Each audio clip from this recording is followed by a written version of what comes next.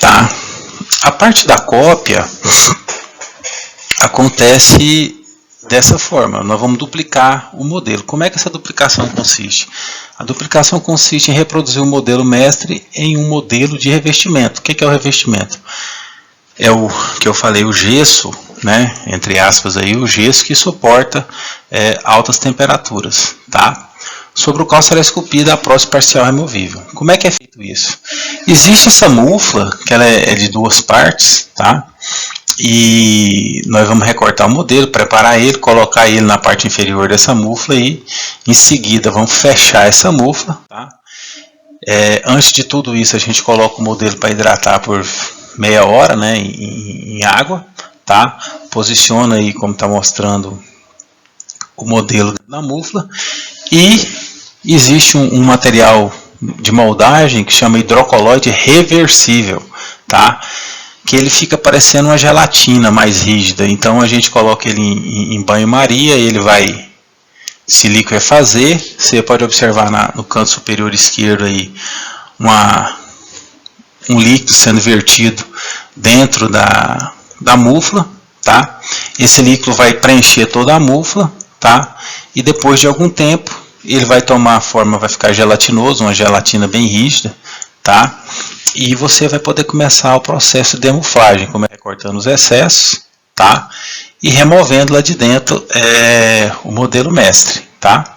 Depois disso, é cortado os excessos, né? E é vazado dentro desse modelo o gesso, entre aspas, que eu falei para vocês, que é um revestimento fosfatado, com partículas de quartzo aí, que faz com que ele seja bastante resistente à temperatura, tá? E nos dá um tempo de trabalho entre 3 e 4 minutos, e seu endurecimento final vai de 30 minutos até 4 horas, tá? Então depois disso, nós vamos ter, olha o modelo aí, novamente o molde sendo preenchido aqui pelo refratário, tá? Espera-se de 30 minutos a 4 horas, remove-se esse refratário, tá? E nesse momento a gente já observa, bem atrás da minha imagem, a gente já observa que o modelo cópia, né, em refratário, já tem aqueles alívios que foram feitos em cera, tá? Feito isso, esse modelo vai ser aquecido a 180 graus por 45 minutos, porque nós não usamos água nesse revestimento fosfatado. Usa-se uma solução ácida para manipular. Então a gente aquece ele para eliminar esse restante dessa solução ácida, tá? E depois que esse aquecimento por 45 minutos a 180 graus acontece, a gente dá um banho de 5 a 10 segundos nesse refratário para promover o que a gente chama de processo banho de endurecimento, tá? Deu esse banho de endurecimento de entre 5 e 10 segundos, volta esse refratário para o forno e deixa ele lá para ter um resfriamento bem lento, tá? Terminou, tem o modelo pronto, né? Tem o modelo refratário, tá? E tem o modelo aliviado, que é o modelo mestre, tá? Compara-se os dois, vê se estão exatamente iguais. Se tiver, podemos passar para a próxima fase.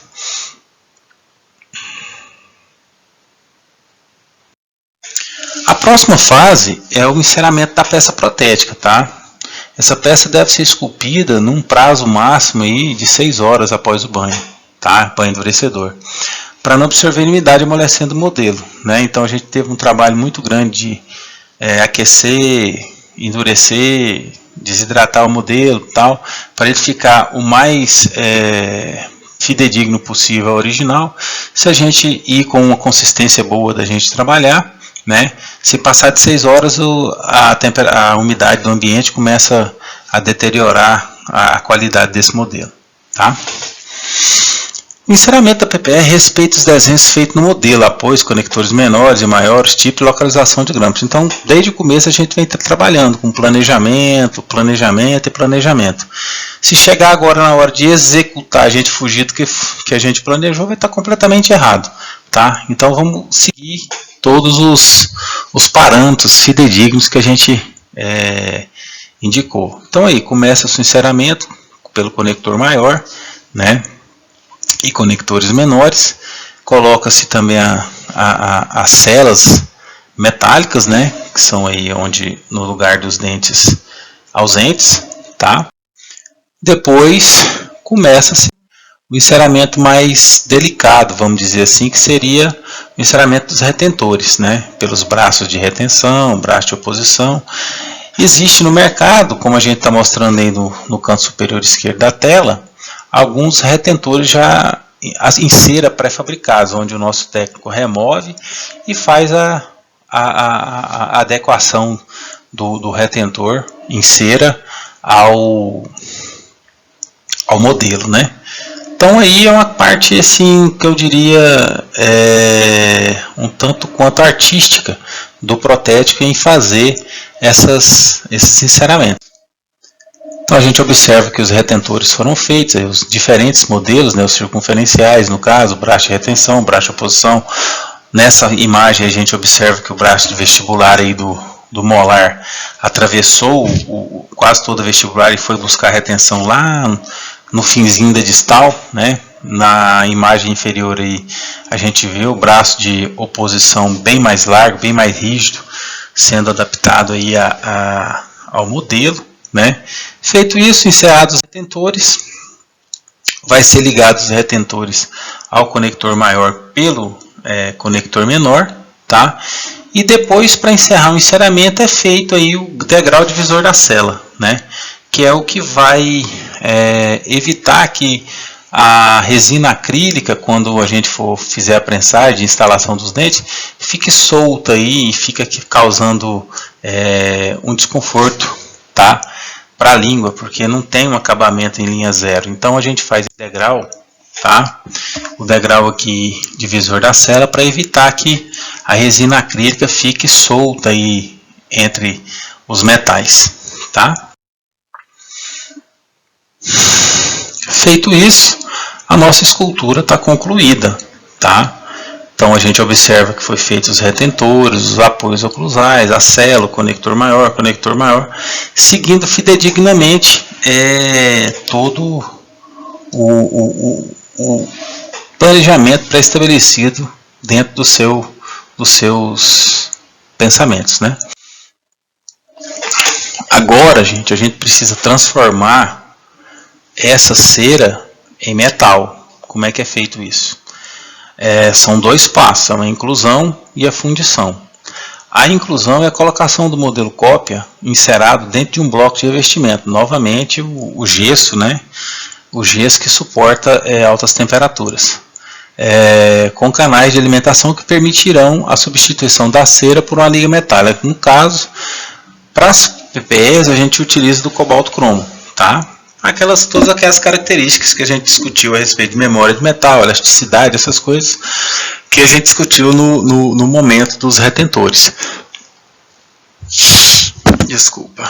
E dentro do passo a passo é o que a gente vai fazer agora nesse momento, tá? Pega-se o modelo, né, preparado, encerado, coloca-se sobre uma base. Em cima dessa base a gente coloca um anel, tá? E esse anel vai ser preenchido com o revestimento. Como é que a gente faz isso?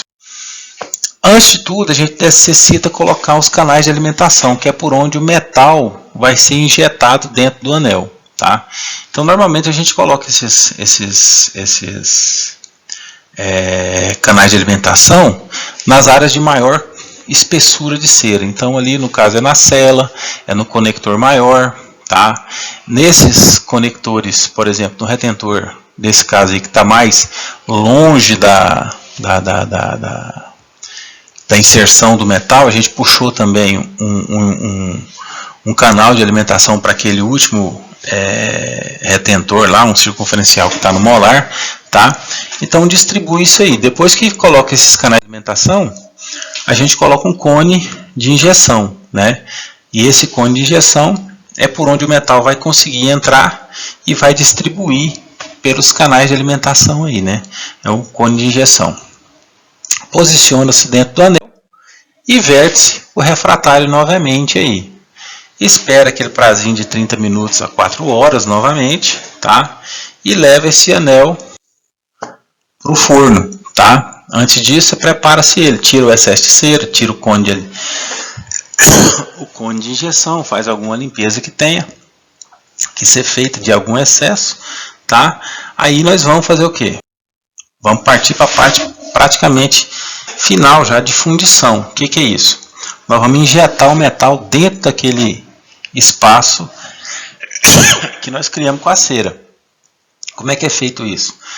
Para injetar o metal dentro do anel, esse deve ser pré-aquecido no forno, em torno de 1000 a 1050 graus Celsius, tá? Num tempo de mais ou menos de 2 a 4 horas de aquecimento, tá?